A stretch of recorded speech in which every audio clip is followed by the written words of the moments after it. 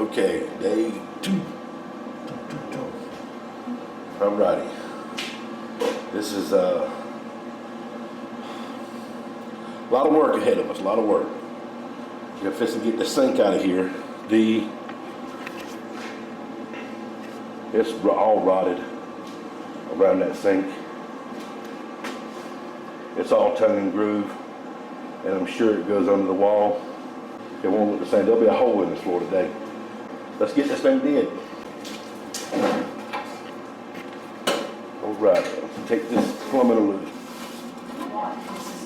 Somebody knew what I was missing, mate. Never got on that crap.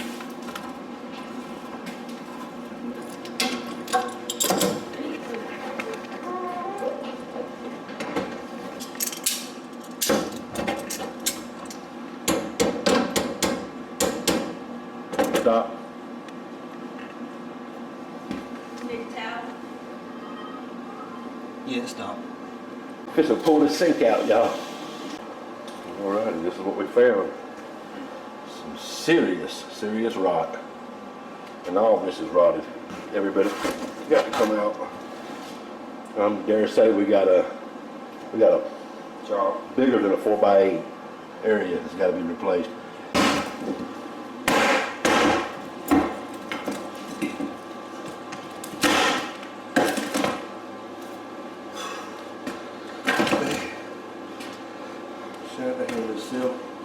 Huh? Look at this sill down here.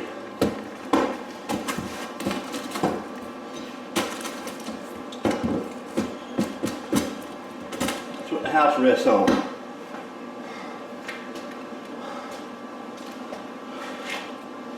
That's rotted. Huh? That is rotted. Completely. It's dust. We have to come all the way over to here. It's solid here. Let's come all the way over to here. Cut this out. All the way to that line right there. This one. Yep. All the way to this line. Right here. So if we're lucky, we get to a 4 foot by 10 feet area, because it looks like it goes up under the water heater too. I think when I put that water heater in there for him, I put that piece of plywood up under it because the floor was a little spongy. And so I just laid the plywood up under it to support it. But the main seal is rotted, and I know that joist right there with the mildew on it, that joist right there is shot. I don't know about the next joist. I'm just gonna start tearing some stuff out and see what I got under there.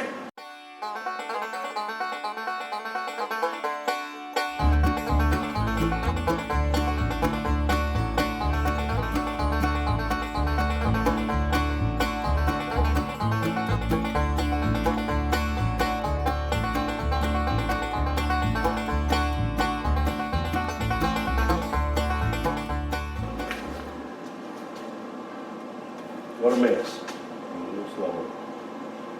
What a mess. Alright, for right now, got it covered up so nobody falls through. We got boards all up under there too. Decking boards, scrap decking boards laying across it this way. So nobody will come in here and fall through. Everybody's been told to stay off the blue. So that's pretty close to the ground right in here. I can't get under there, so I'm gonna have to enlist some help when we get ready to scab that joist in. So it's a tomorrow deal. Until then. So we got rotted sill. Well, that's actually our rim joist. The sill goes under that, but this doesn't have a sill. We have rotted rim joist there. And I don't know how far back there it goes. I'm fixing to rip these boards up right here. But back there, it looks like it goes back to about the other side of the water heater. About 4 inches between the water heater and where the front of that stove is. So we're going to have to take that floor up, so that means that's got to come out. And this right here's got to come out up to that point.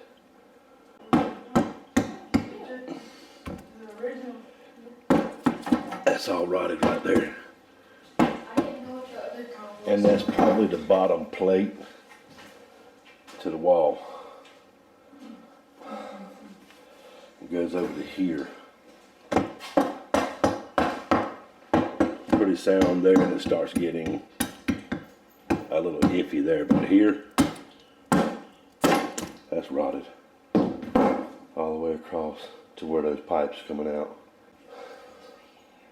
It's crazy. So let me get that right there cut away so I can get that. I'll be back.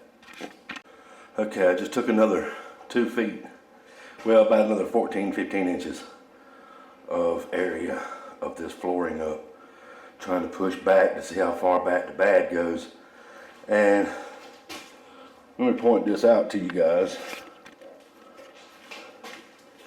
This joist right here is good all the way to that point, and it starts getting soft, and then it starts getting good over there.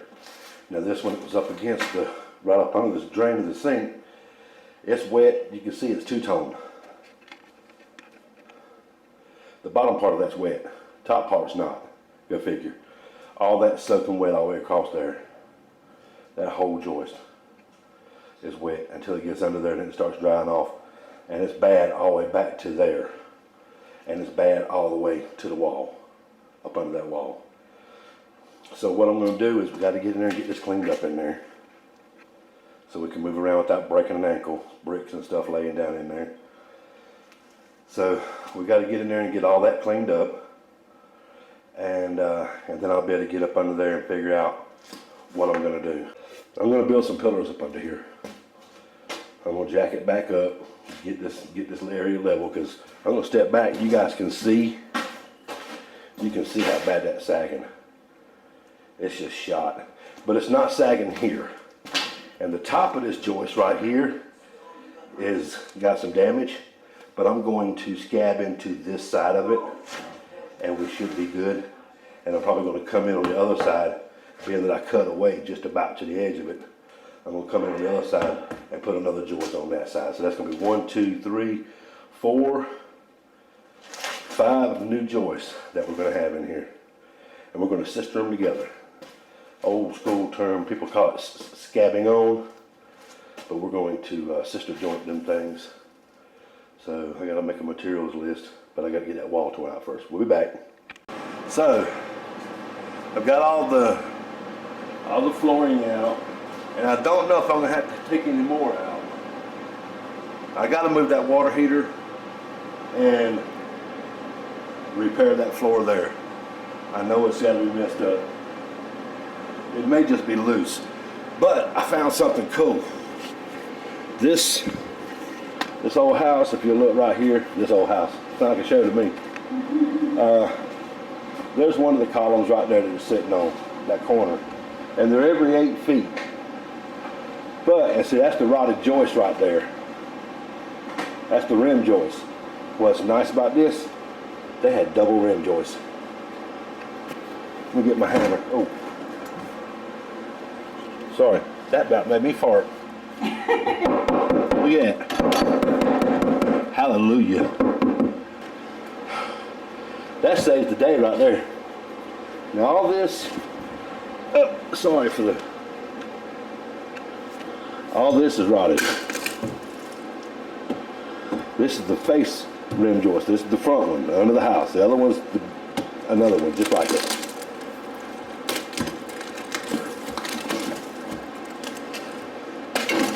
Look at that mildew back there, mold, white mold.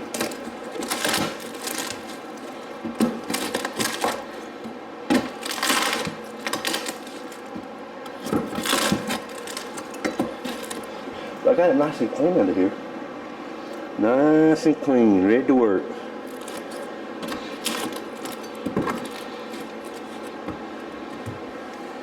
So that saves my day right there. I'm going to come back in here and I'm going to scab another one in there. I'm going to bolt it right to that 2x10. We're going to jack this thing up and get a column up under it. Probably 2. We'll put a beam up under this thing and jack her in place. And put a floor on it. So That's what we got right here, guys, so far. Let me get busy. Well, here we go, getting at it again. I'm a little late getting started. I had a couple of things I needed to button up this morning in the house here. So let's get at it, and I'll show you some of the work. Here we go. To begin with, we're going to cut off these nails right here. And I'm going to get that nails right there cut off. Get those ends cleaned up and scab that new joist in there. I'm going to sister that up. And you got to be very careful down here with those plumbing lines. We don't want to bust any of those loose. We have the rim joist replaced all the way there. Now we're going to come in on the other side. We've got to get up under there and put the brakes up under here and bring this floor up. After that, we'll be ready to rock and roll. Okay, we got a 4x4 under there and what I call elephant foot, like a footing pad, what have you. And what I'm going to do is we're going to run the 4x4 from that beam over there, which is rotted. We got the scab onto that. We're going to sister a joint down here. We're going to cut that whole wet beam out of there and replace it with 2 of these. And then we're going to finish that joint in there, finish it up. But we got a whole 8-foot 4x4 in there. We don't need it.